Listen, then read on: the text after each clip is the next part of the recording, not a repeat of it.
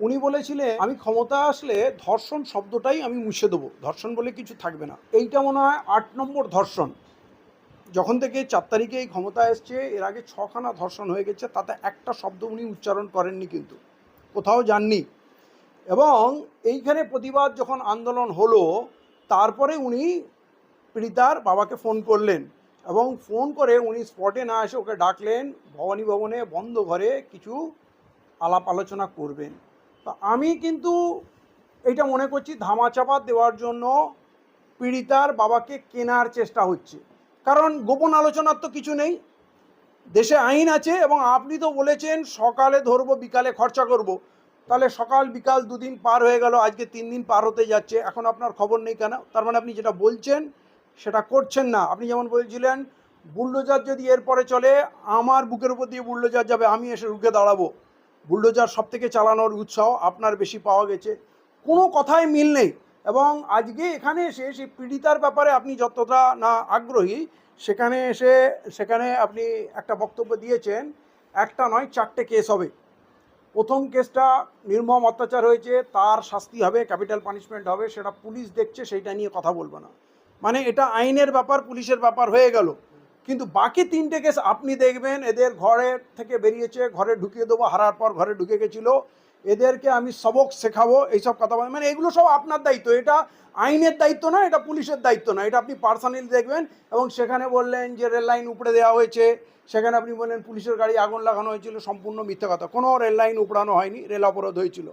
এবং শান্তিপূর্ণ রেল অবরোধ, পথ অবরোধ আপনি জীবনে করেননি বুঝি? আপনি মমতা বন্দ্যোপাধ্যায়ের ছাত্র, আপনি তার শিষ্য। এই বাংলাকে পথ অবরোধ, রেল অবরোধ, বাংলা বন্ধ, ভারত বন্ধ কে শিখিয়েছে? আপনারা শিখিয়েছেন। এবং আপনি নন্দীগ্রাম কাণ্ডে কি করেছেন? মমতা বন্দ্যোপাধ্যায় বলেছে ওই পুলিশের পোশাক পরে হারমাত বাহিনী এসে যে গুলি চালিয়েছিল সেগুলো নাকি আপনি, আপনার পিছনে এগুলো হয়েছে। ওইখানে রাস্তা খুঁড়ে দেওয়া, নন্দীগ্রাম 1 বছর অবরুদ্ধ রাখা, এগুলো আপনার নেতৃত্বে হয়েছে। এবং কদিন আগে আপনি যখন বিরোধী আসনে ছিলেন, নবান্ন অভিযান, আপনি কি বলেছিলেন? রক্ত ঝরবে, গুলি চলবে। আপনি, আপনার গুন্ডা বাহিনী কি করেছিল? মেরে পুলিশের চোখ কানা করে দিয়েছিল। আপনার লোকেদের মারে একজন সিনিয়র অফিসার মার খেয়ে কুড়াতে কুড়াতে মসজিদে আশ্রয় নিয়েছিল প্রাণ বাঁচাতে। রাস্তায় পুলিশের গাড়ি দাউ দাউ করে জ্বলতে দেখেছি আমরা। আপনি সব ভুলে গেলেন। এখন আপনি মানুষকে শান্তি কী করে বজায় রাখতে হয়, গণতন্ত্র কী করে বজায় করতে হয়। আজ এখানে মানুষ পথে নেমেছিল প্রতিবাদে, কারণ পুলিশ অপরাধীকে ছেড়ে দিচ্ছে। মানুষ শান্তিপূর্ণ পথ অবরোধ করবে না, আপনি সেন্ট্রাল ফোর্স নামিয়ে তাদের গুড়িয়ে দেওয়ার চেষ্টা করলেন। আপনার দুঃখ, দুটো সেন্ট্রাল ফোর্স নাকি আহত হয়েছে। মানে যত দরদ সেন্ট্রাল ফোর্সের জন্য। সেন্ট্রাল ফোর্স আপনাকে ভোট দেয়নি, বাংলার মানুষ ভোট দিয়েছে। আপনার রাস্তা জাম হলে আপনার অসুবিধা, ফুটপাথ জাম হলে, ট্রেন লাইন জাম হলে আপনার অসুবিধা। তো আপনার ভালোবাসা ফুটপাথের সঙ্গে, সরকারি রাস্তার সঙ্গে, রেল স্টেশনের সঙ্গে, এই বাংলার মানুষের সঙ্গে কি আপনার কোনো সম্পর্ক নেই? তাহলে আজকে আপনি যেই কথা বলছেন জিরো টলারেন্স, আপনার মধ্যে কোনো টলারেন্স ছিল? আপনি তো হিংসার মাস্টার মাইন্ডার, কথায় কথায় হুমকি দেন ওদেরকে সবক শিখিয়ে দেবো, ওদের ঘরে ঢুকিয়ে দেবো, এখানে এটা চলবে না, ওটা চলবে না, টু শব্দটি করতে দেবো না। তো আপনি যে কাজটা করছেন, আমার মনে হয় রাজ্যে আপনি বারুদে মাচিস ঢালার কাজ করছেন। মানুষকে আপনি কোথায় শান্ত করবেন? আপনি অভিভাবক না, মানুষকে আপনি উত্তেজিত করছেন। যাদের বাচ্চা গেছে, মানে বাংলার মানুষের, আজ তো বাংলার মানুষের আমাদের হৃদয়ে আঘাত লেগেছে, এত নির্মম ঘটনা, হিন্দু মুসলমান সবাই আহত। সেখানে ঢুকে আপনি বলছেন যে ওই গণপিটুনিতে যাকে মারা হয়েছে তার মধ্যে ধর্মীয় অ্যাঙ্গেল ছিল, তার ধর্ম দেখে মারা হয়েছে। তা আপনি ঢুকেই হিন্দু মুসলমান শুরু করে দিলেন। আবার আপনি বলছেন সাম্প্রদায়িক হুলিগানদের, জেহাদিদের আপনি দমন করবেন। তা আপনি তো বারুদ ছড়াচ্ছেন, আগুন লাগাচ্ছেন। তো আমরা বাংলার মানুষ আপনাকে অনুরোধ করব, আপনি এখন মুখ্যমন্ত্রী, যে কথা বলবেন দায়িত্ব নিয়ে বলবেন, চিন্তা ভাবনা করে বলবেন। আপনার হাতে দায়িত্ব রয়েছে শান্তি স্থাপন করার, ল অ্যান্ড অর্ডার মেনটেন করার। এবং সেখানে গিয়ে দেখলাম এলাকার মানুষ যথেষ্ট শান্তি বজায় রাখছে, গাড়ির ট্রাফিক কন্ট্রোল করছে, কিন্তু আপনার বিশাল র্যাব বাহিনী ওখানে দাঁড়িয়ে আছে শুধু মানুষকে কন্ট্রোল করার জন্য, বিচার পাইয়ে দেওয়ার জন্য, অপরাধীকে ধরার জন্য আপনার কোনো আগ্রহ নেই। অতএব এই যে 3 দিন পর আসছেন, আমার মনে হয় উনি ঘুঁটি সাজাচ্ছিলেন। অগ্নিমিত্রা পাল, কালকে আমি দুজনের কথা বলেছি, অগ্নিমিত্রা পাল নারী ও শিশু রক্ষামন্ত্রী, তিনি এখন এখানে আসেননি কেন? শুনলাম আজকে সকালে ঘুরে গেছেন। আমি কালকে বলেছিলাম মুখ্যমন্ত্রী এখন এখানে আসেননি কেন? শুনছি আজকে যাচ্ছেন।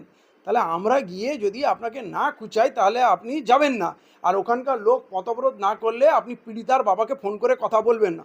তাহলে আগের লোকগুলো ওই বেহালা থেকে আরজিকর যত ঘটনা ঘটলো কেউ রাস্তা অবরোধ করেনি, তাই আপনি মুখও খোলেননি, আপনি কাউকে ফোনও করেননি।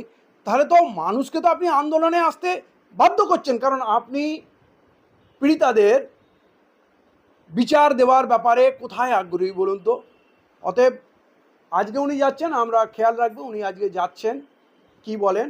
আমি আশা করব কোনো সাম্প্রদায়িক মেরুকরণ উনি করবেন না, এমন কথা বলবেন না, শান্তি বজায় রাখার চেষ্টা করবেন।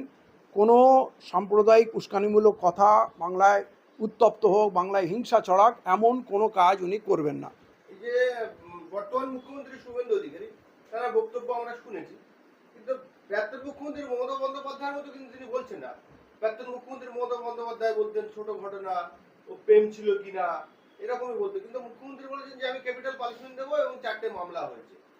কিন্তু যথেষ্ট মানুষ, রাজ্যের মানুষ যথেষ্ট সন্তুষ্ট বলে মনে হয়। দেখেন, মুখ্যমন্ত্রী, প্রাক্তন মুখ্যমন্ত্রী যা করেছেন অতি জঘন্য।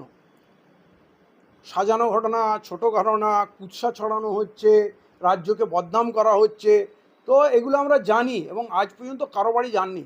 উনি সেই লাস্ট রিজওয়ানুর বাড়িতে গেছিলেন, আর এখন এই বারুইপুরে যাওয়ার জন্য উনি উৎসাহিত হয়ে পড়েছেন। আমি বলবো আপনি বাড়িতে বসুন, আপনার মোমবাতি নিয়ে নাচানাচি করার কোনো অধিকার নেই, কারণ আজ পর্যন্ত আপনার সরকারে যত লোকের হত্যা হয়েছে, রেপ হয়েছে, আপনি কারো বাড়িতে যাননি, কাউকে বিচার দেননি, এবং কি তার পরিবারের লোকের সঙ্গে কথা বলা দূরের কথা, আপনি দেখাও করেননি, তাদের বাড়িতেও যাননি। তাহলে এখন আপনাকে আর এই শেষ বয়সে লম্পজম্প করার দরকার নেই। মুখ্যমন্ত্রীর কথা সাধুবাদ জানাচ্ছি যে ক্যাপিটাল পানিশমেন্ট হবে, কিন্তু ক্যাপিটাল পানিশমেন্ট হবে তো আপনার পুলিশ তো অপরাধীদের ছেড়ে দিচ্ছে, পালিয়ে যেতে সাহায্য করছে, আপনার কথা আর কাজে তো মিল হচ্ছে না।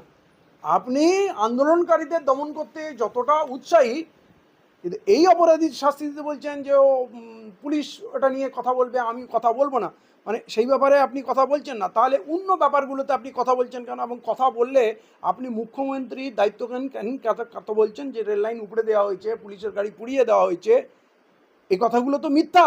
অতএব এটা একজন মুখ্যমন্ত্রীর কাছে আশা করা যায় না, তাকে অনেক দায়িত্বশীল হতে হবে প্রতিটা শব্দ উচ্চারণের আগে।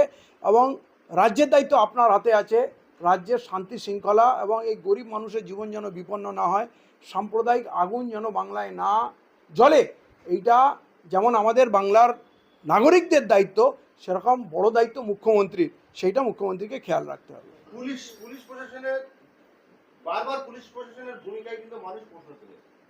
সাধারণ বাংলার মানুষ, কেউ প্লাস্টিক গুড়ায়, কেউ কাগজ গুড়ায়, কেউ মাটি কাটে, কেউ চাকরি করে, সবার ট্যাক্সের পয়সা দিয়ে কিন্তু পুলিশ প্রশাসনের মোটা টাকা বাজেট হয়। তাহলে এই পুলিশ প্রশাসন কবে নিজের দায়িত্ব পালন করবে, আর বাংলার বিশেষ করে মহিলারা নিরাপত্তা বা সুরক্ষা কবে পাবে?